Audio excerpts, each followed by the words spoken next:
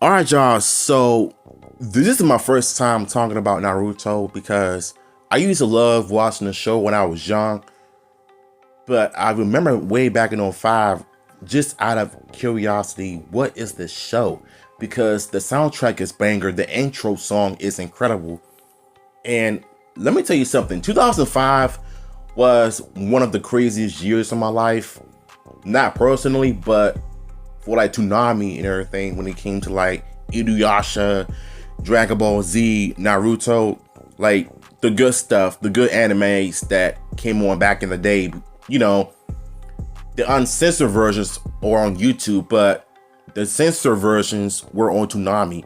I didn't really care because I just love anime. So Naruto was one of those animes that I just got instantly hooked because of the story. But throughout the years later, I realized that I couldn't really keep up with those episodes because I can't tell how many episodes of Naruto's are. Because if I watch that many episodes, I'm going to be brain fried in terms of like forgetting what the episodes are about. So it's interesting to know that Naruto is getting a live action. Some people said that it might end up being like the live action One Piece on Netflix, so I highly doubt that's gonna happen, but we'll have to wait and see how it plays out because like we really don't know who's gonna be cast as who. But if anything, if they cast someone like Naruto, I would say just give them to cast someone who was like in their early teens, like 13 or 14, and the rest are like 15 and 16 or 17, and you get some adult characters in the film. I think you got yourself a good cast of Naruto, in my opinion. So we're gonna dive into this article because this one is really interesting.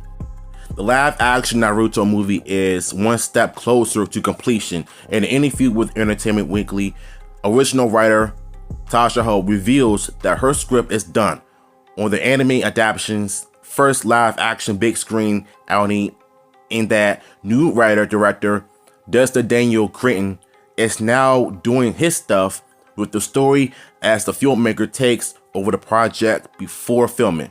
The mind behind Shang-Chi and the Legend of the Ten Rings and Short Term 12 was previously announced as the film's new director and writer takeover for Ho in February, following his success in directing Marvel's Shang-Chi movie to $432 million at the global box office during the pandemic, no less. Ho was also served as the showrunner for Netflix' upcoming Tomb Raider's Legend of Lara Croft animated series. Oh, I gotta check that out. Praises Cretton for his background in producing his own writing and storytelling that she feels is very personal and relatable to viewers. So this is what she had to say. I think that's such a cool choice because he's going to be able to capture how nuanced and special Naruto is without getting distracted by the big world that he is. Excuse me. Which I think could easily be done by someone who's not a fan or someone who's coming in for such a cash payday, she says. That is kind of true though.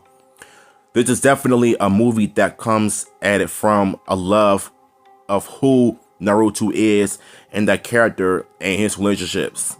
Before Naruto TV series launched in '02, its story began as a Japanese manga release created by Masashi. Oh lord, like I'm gonna have a hard time pronouncing these Japanese last name. Kishimoto.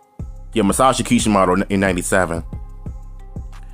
Okay, so I think the part where it says that most directors that are not fans of properties like Power Rangers, Ninja Turtles, Mortal Kombat, and Street Fighter, sometimes they usually come in for like a cash grab. But if you have those that really want to bring these franchises to life done right, like they don't even care about the money, they just want to give the fans what they want to see.